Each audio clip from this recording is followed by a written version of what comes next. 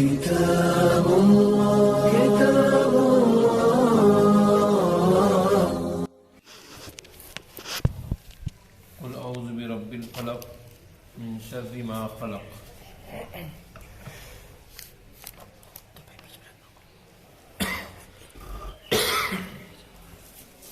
قرآن کریم کی یہ جو دو آخری صورتیں ہیں، یہ صورتوں کا شان نزول یہ ہے،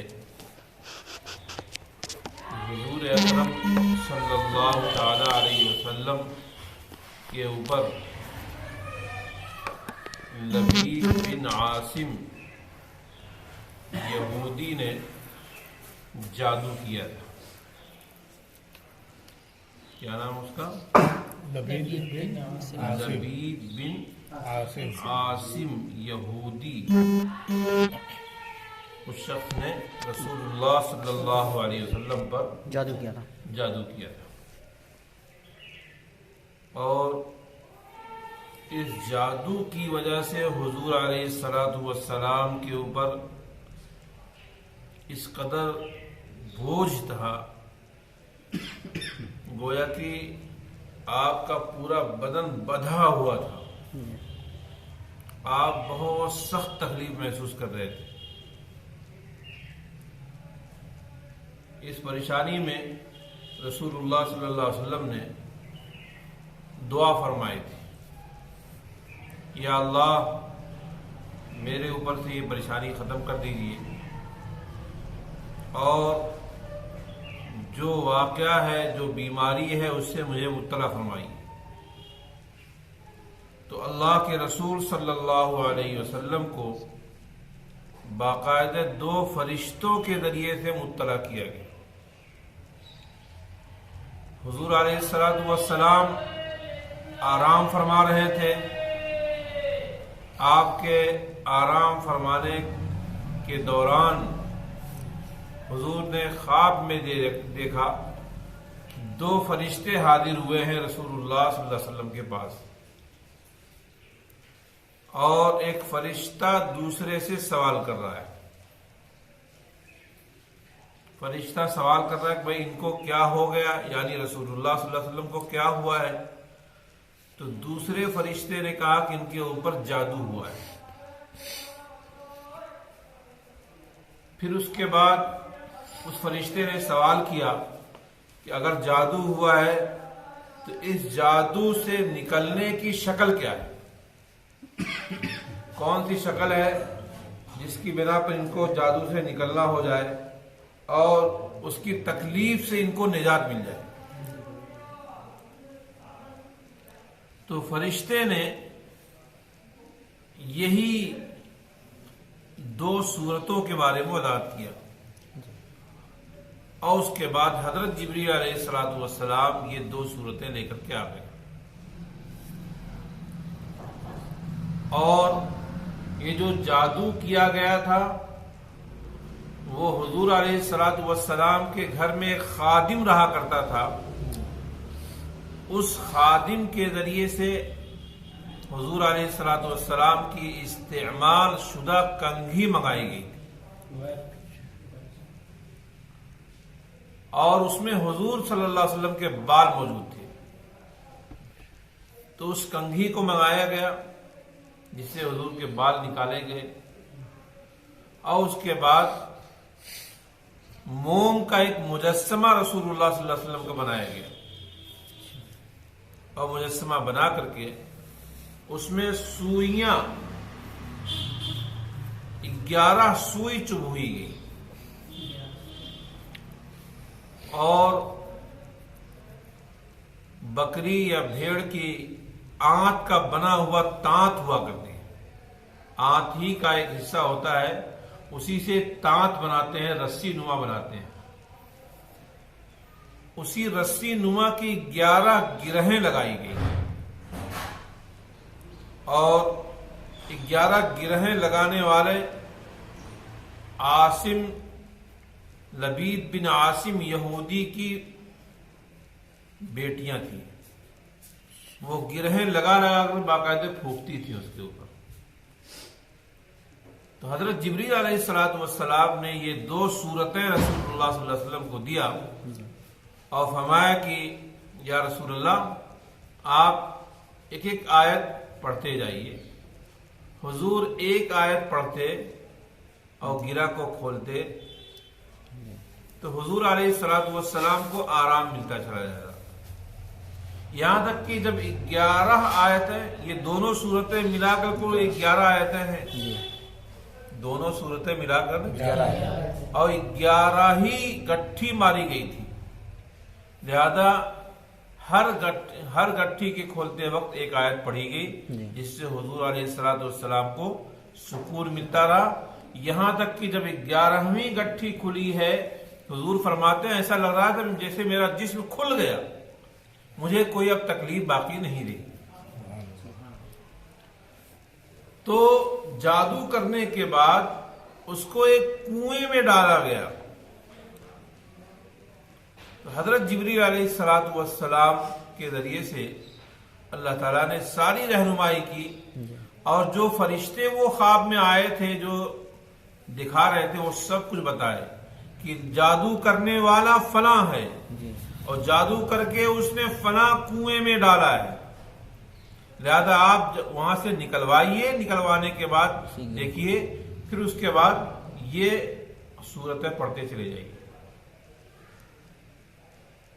بہرحال اس کا نام پھر یاد رکھنا، کیا نام ہے؟ لبید بن عاصم، جو یہودی ہے. گرہ کون چیز میں باندھا تھا؟ وہ جیسے رسیوں کی گٹھی ماری جائے اسی طرح سے اوجھڑی کی بنی ہوئی، اوج کی بنی ہوئی آنت کی، اسی کی گٹھی ماری گئی تھی اور ہر گٹھی پہ اس نے اپنا پھونک مارا تھا جس کی وجہ سے رسول اللہ صلی اللہ علیہ وسلم کی طبیعت بگڑتی چلی گئی. اب ایک سوال ہوتا ہے کہ رسول اللہ صلی اللہ علیہ وسلم جو امام الانبیاء ہیں، امام الرسول ہیں، ان کے اوپر اگر جادو کا اثر ہو گیا یہ بات تو بہت نامناسب ہے، اس لیے کہ جادو کے اثرات کی وجہ سے نہ معلوم اس کا اثر کیا کیا پڑا ہو جو آپ کی وحی میں اور آپ کے اوپر نبوت میں کوئی خلل پڑ جا رہا ہو، ہے نا. کچھ لوگوں نے یہ اعتراض کیا ہے لیکن یہ اعتراض درست نہیں ہے. جادو کا 2 اثر ہو سکتا ہے، ایک اس کا جسمانی اثر ہے، دوسرا اس کا عقل کے اوپر کوئی اثر ہے. تو جادو عقل پر اثر انداز نہیں ہوا، حضور کی یادداشت، حضور کی وفات پر اثر انداز نہیں ہوا ہے، بلکہ جادو جو اثر انداز ہوا ہے وہ ایسے ہی جیسے بدن کے اوپر کوئی تیر لگا ہو، اس تیر کی وجہ سے زخم آ گیا ہو، ہے نا. وحی الہی میں اشتباہ اس وقت ہوتا جب آپ کے حافظے پہ اثر پڑتا، جب آپ کی عقل پہ اثر پڑتا، لیکن اللہ نبی کی عقل کی، نبی کے حافظے کی، ساری چیزوں کی بطور خاص حفاظت فرماتا ہے نا. اس لیے محض جادو ہو جانا کوئی نقص کی بات نہیں ہے، یہ ایسے ہی ہے جیسے کوئی بیماری لگ گئی، بیماری لگنے والے سے کو پھر دوا کھلا کے آرام بھی مل جاتا ہے. یہ کوئی ایسی بات نہیں ہے جو نبوت کے خلاف ہے. رسول اللہ صلی اللہ علیہ وسلم کے جنگ کے موقع پہ آپ کے دندان مبارک شہید ہوئے، خون بہا ہے، تکلیف ہوئی ہے. تو جیسے تکلیف بیماری جسمانی اعتبار سے ہوتی ہے، ایسے ہی جسمانی تکلیف جادو میں بھی ہوئی تھی، جو نبوت اور رسالت کے منافی نہیں ہے. کیا ہے؟ نبوت کے مخالف نہیں ہے، نبوت اور رسالت کے منافی نہیں ہے، منافی نہیں. لہذا حضور علیہ الصلوۃ والسلام پہ اگر جادو ہوا ہے، اس کی وجہ سے حضور کی نبوت پر اشکال کرنا یہ سراسر بے عقلی کی بات ہے. جادو تو حضرت موسیٰ علیہ السلام کے دور میں جب موسیٰ علیہ السلام کو بلایا گیا اور پھر جادوگر بلائے گئے، انہوں نے باقاعدہ رسی پھینکا، پورا وقت واقعہ آیا. اس کا مطلب کہ موسیٰ علیہ السلام نے اس کو صاف سمجھ لیا تھا بھی تھا، ہے کہ نہیں؟ لیکن قرآن کہتا ہے یخیل الیہ من بصیرہم وانہا تسعی. بہرحال جادو جو ہے اگر ثابت بھی ہو جائے تو اسے، اور ثابت ہے بالکل حضور صلی اللہ علیہ وسلم پہ اس کا اثر ہوا ہے، اس کا اثر ہوا ہے، اور کرنے والا باقاعدہ قرآن کہہ رہا ہے. بہت سے لوگ جو ہے اپنی بہت زیادہ بکراتی جھاڑنے میں، خاص طور سے غیر مقلدین جو ہے، یہ کہتے نہیں یہ سب ساری چیزیں غلط ہے، ہم نہیں مانتے کسی چیز کو. کہتے کہ یہ ٹونا جادو تھوڑی کچھ ہوتا ہے. ارے اللہ کے بندے، تم کیسے نہیں مانتے ہو؟ تم جادو کو اگر نہیں مانتے ہو تو دیکھو قرآن میں باقاعدہ تذکرہ ہے محمد رسول اللہ کو جادو ہوا ہے. تو اس کا مطلب اس کو بھی نہیں مانتے؟ تو قرآن کا انکار ہو جائے گا. سمجھ میں بات آ رہی ہے؟ اس کا مطلب کس کو نہیں مانتے؟ ارے کسی کے اوپر اثر نہ ہو، کسی کو نہ لگے، ٹھیک ہے، لیکن انکار کیسے ہو سکتا ہے؟ اگر رسول اللہ صلی اللہ علیہ وسلم کو اثر پہنچ سکتا ہے تو کسی کو بھی اثر پہنچ سکتا ہے کہ نہیں؟ حضور علیہ السلام کو اگر اثر پہنچ سکتا ہے، جبکہ حضور جسمانی اعتبار سے بھی کتنے طاقتور تھے معلوم ہے آپ کو؟ نہیں معلوم ہوگا. دو مثال دیتا ہوں. مکے میں ایک بہت بڑا پہلوان تھا رکانہ نامی. رکانہ بہت بڑا پہلوان تھا. حضور نے جب اس کو دعوت دیا ہے کہ اسلام لاؤ، دین قبول کرو، تو اس نے کہا کہ ایک شرط ہے، تم ہم کو پٹک دو، پہلے ہم کو پیٹ لگا دو تو ہم ایمان لائیں گے. ظاہر سی بات، اس کا تعلق کوئی نبوت سے تھوڑی تھا، اس کا تعلق نبوت سے نہیں تھا. تو حضور نے کہا ارے بھائی یہ کوئی بات ہے؟ کہا نہیں، جب مجھ کو آپ چت کر دیں گے تب میں ایمان لاؤں گا، سیدھی بات، تو اس سے پہلے نہیں. حضور نے بولا کہ ادھر آؤ، اس کو پکڑا اور پکڑ کے اٹھا کر اسے رکھ دیا.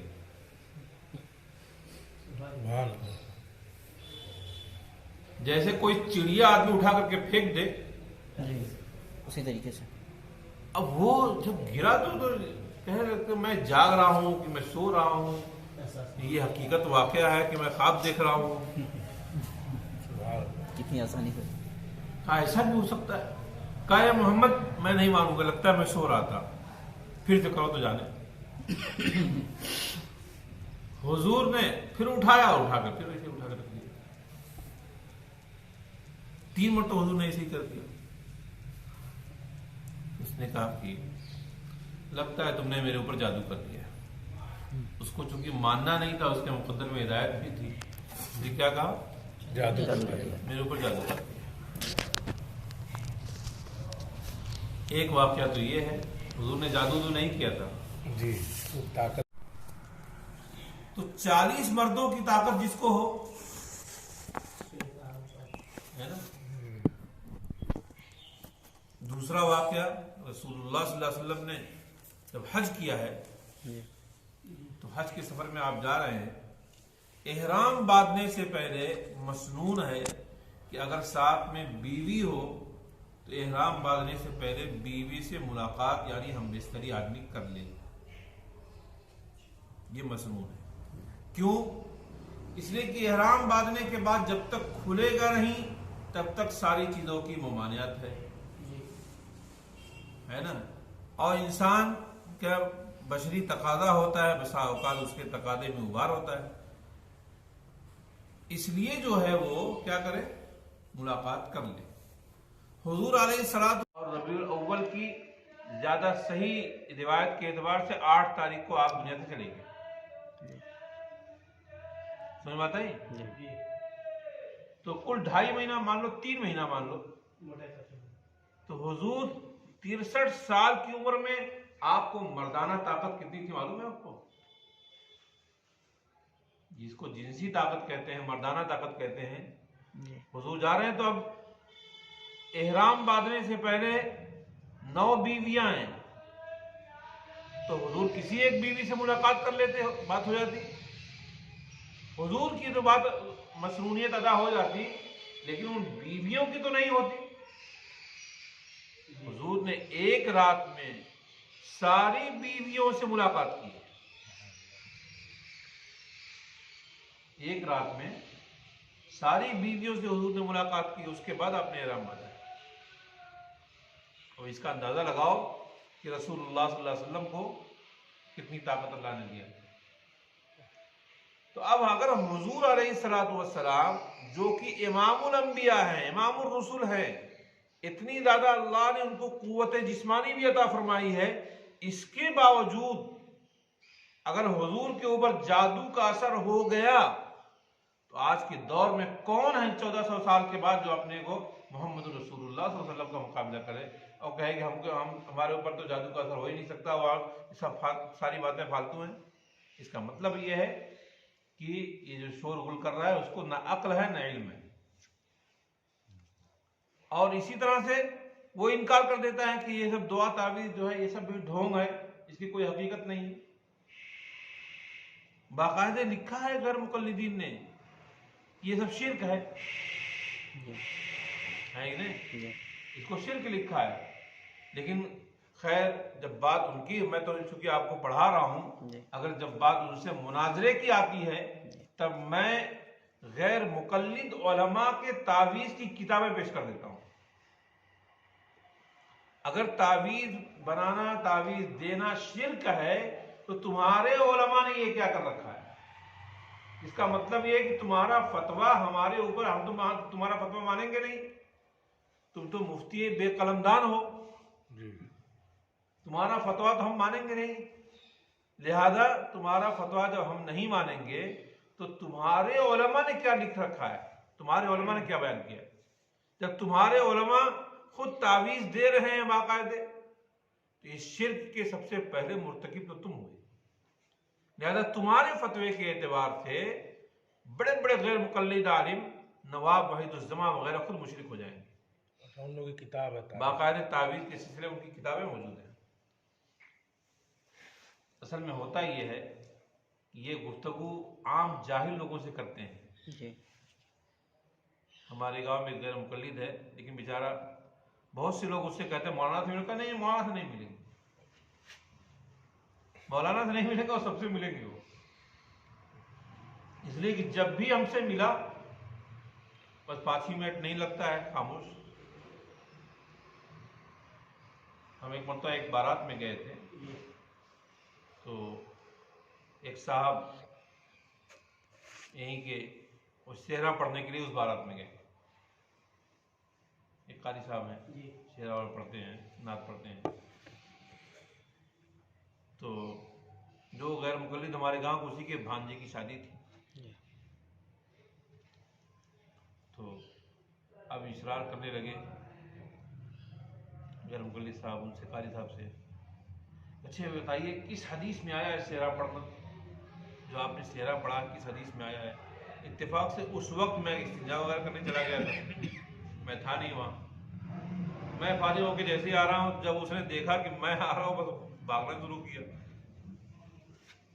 ہے کہ نہیں؟ تو انہوں نے روکا، کہا نہیں رکو، اب رکو، مولانا آ رہے ہیں پوچھو۔ بہرحال لوگ ان کو روکے، میں پوچھا، میں کہا کیا بات ہے؟ کہا کہ یہ پوچھ رہا ہے کہ سہرا پڑھنا کس حدیث سے ثابت ہے؟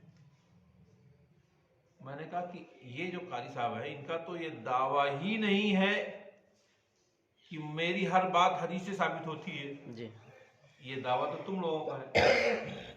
بھئی ہم لوگ حنفی ہیں، ہمارے یہاں حدیث بھی حجت ہے، قرآن کی آیت بھی حجت ہے، اجماع بھی حجت ہے، قیاس بھی حجت ہے، ہم کسی پر عمل کر لیں گے،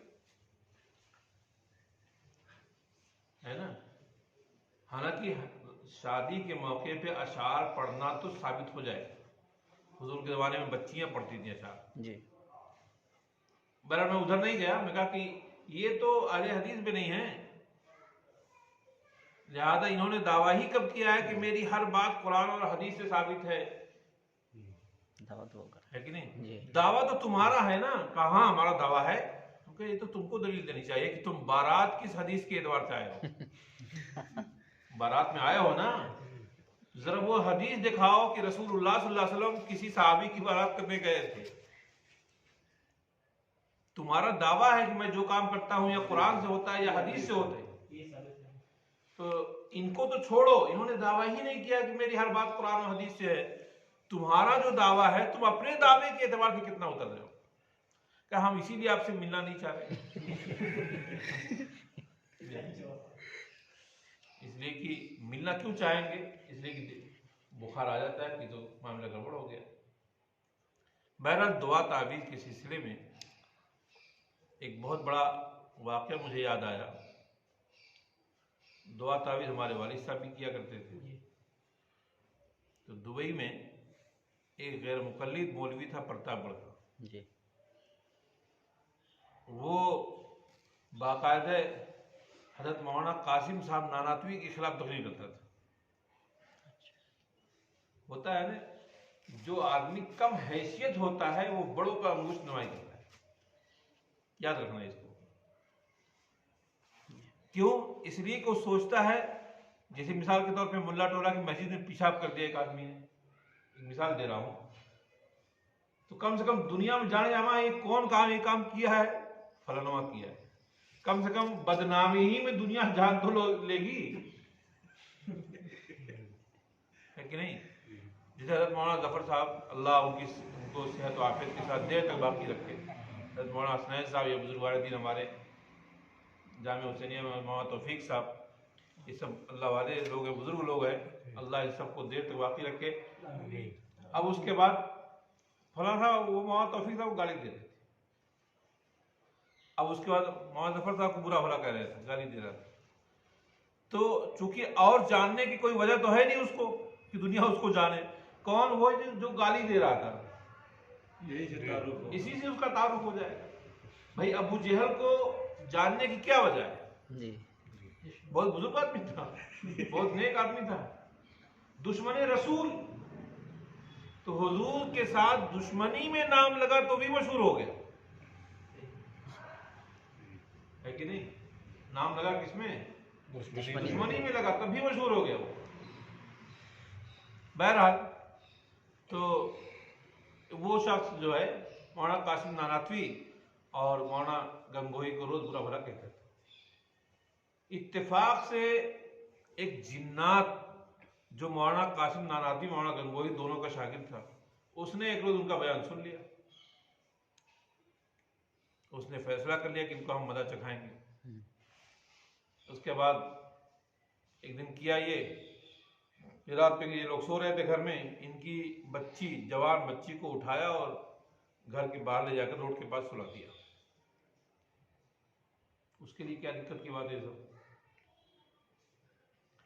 اور اس کے بعد صبح کو لوگ اٹھ کے تلاش کر رہے ہیں، تو کہاں گئی کہاں گئی؟ بھائی تالا بند ہے ہر طرف سے، بچی گئی تو کہاں گئی؟ اور اگر جاتے ہوئے تالا کھولتی تو تالا کھلا ہوتا، تالا بھی بند ہے، گئی کہاں؟ باہر دیکھا تو روڈ پہ سو رہی ہے۔ وہ اٹھی تو اس کو یقین ہی نہیں آ رہا تھا کہ میں روڈ پہ سو رہی ہوں۔ تو پہلے دن تو اپنے دل کو بہلا دیا کہ ہو سکتا ہے، لگتا ہے کہ ٹہلنے اڑنے گئی ہوگی، کہیں کچھ ہو گیا ہوگا۔ پھر دوسری دن بکراس صاحب بھانسڑ دیا اپنا، پھر اس میں روز مولانا گنگوہی مولانا ناناتوی سے مقابلے کے لیے تیار رہتا تھا، اگر ہوتے میں ان سے مناظرہ کرتا۔ دوسرے دن اس نے کیا کیا کہ ان کا بیڈ وغیرہ کے ساتھ ان کو اٹھا کر کے باہر کر دیا۔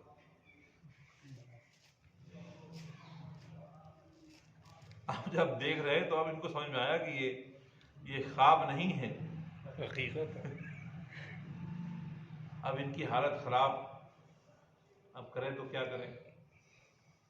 اس کے بعد والد صاحب کچھ کام کرتے تھے تو ان کے بعد جو ہے کوئی صاحب لوا کر کے آئے، تو والد صاحب نے کہا کہ عیسیٰ ہے، ان کو تعویذ کی تو سخت ضرورت ہے، لیکن وہ تعویذ کرتے کے باہر لٹکنی چاہیے، تب فائدہ ہوگا ورنہ نہیں ہوگا۔ کیوں؟ اس لیے کہ تم تعویذ کا انکار کرتے ہو نا، حرام کہتے ہو، شرک کرتے ہو، تمہارا شرک جب اوپر سے ظاہر ہوگا تب تم کو فائدہ ہوگا۔ بہرحال علاج ہوا اس کا، پھر ان کے لڑکی کے اوپر جنات سوار ہو گیا، پھر لوگوں نے والد صاحب کو لایا اور اتنا ان کو ہڑکا دیا کہ کہا کہ مولوی اگر تو ہل گیا تمہاری خیریت نہیں، والد صاحب کو بلایا گیا تو گئے تو اس نے سلام کیا اور کہا لگتا ہے مجھے کہ آپ دیوبندی عالم ہیں. ابا نے کہا میں دیوبندی تو ضرور ہوں لیکن عالم نہیں ہوں. میرا لڑکا دیوبند میں پڑھتا ہے، اس وقت میں پڑھتا تھا. جی تو پھر والد صاحب نے پوچھا اسے کیا ہے، کہا کہ اصل میں مولانا قاسم صاحب کا شاگرد ہوں، مولانا نانوتوی کا بھی شاگرد ہوں، مولانا قاسم صاحب مولانا گنگوہی دونوں کا شاگرد ہوں. تو ایسا ہے کہ یہ شخص جو ہے ان دونوں بزرگوں کے خلاف تقریر کرتا ہے، اس کے علاج کے لیے میں آیا ہوں.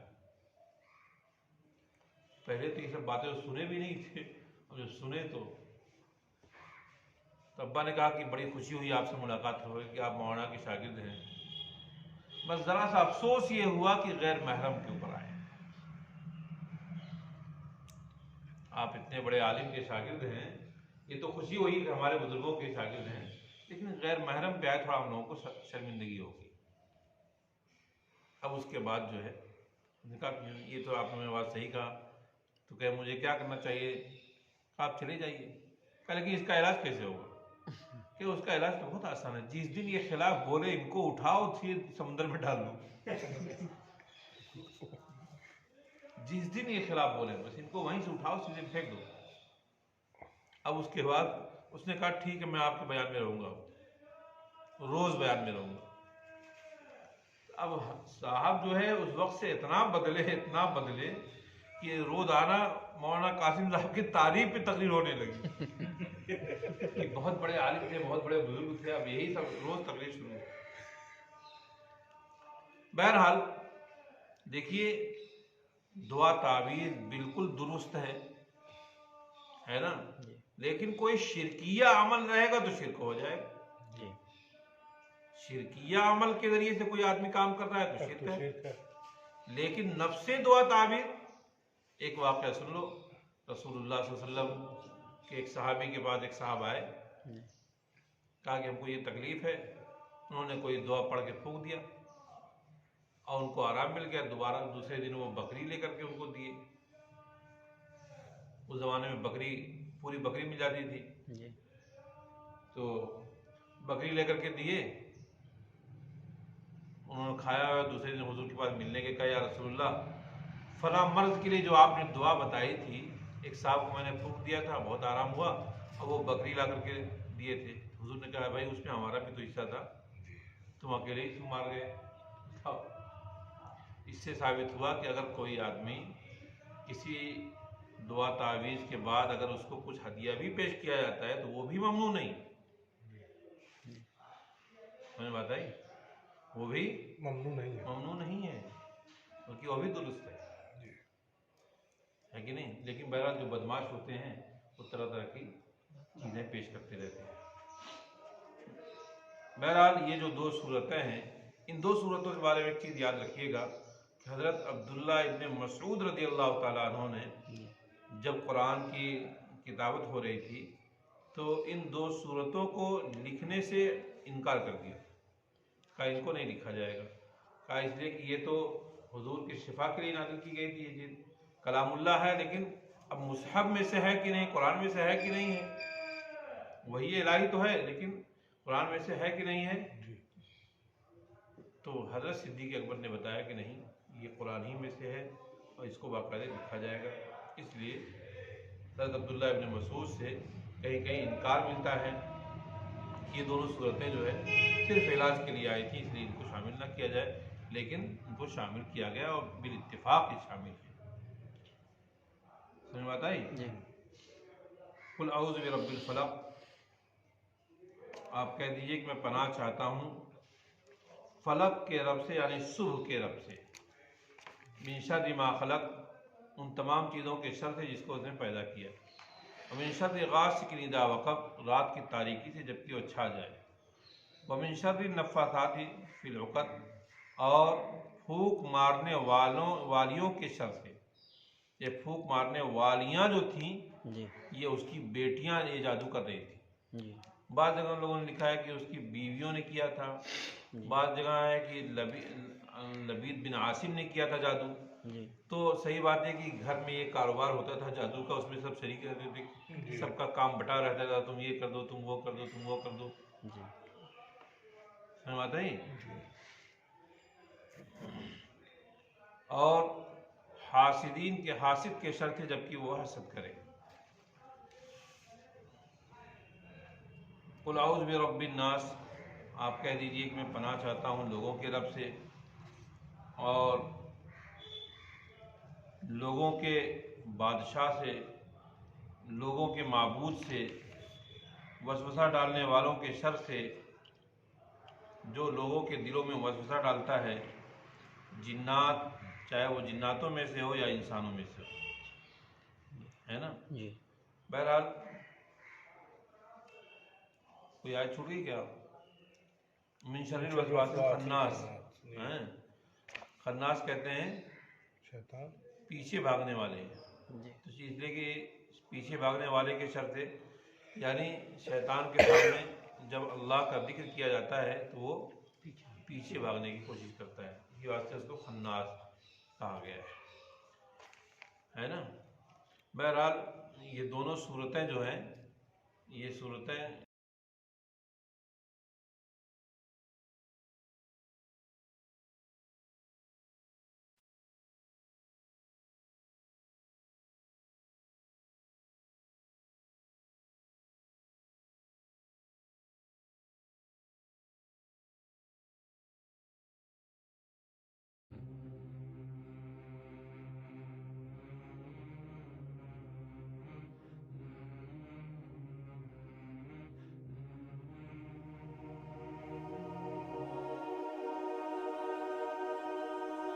Mm-hmm.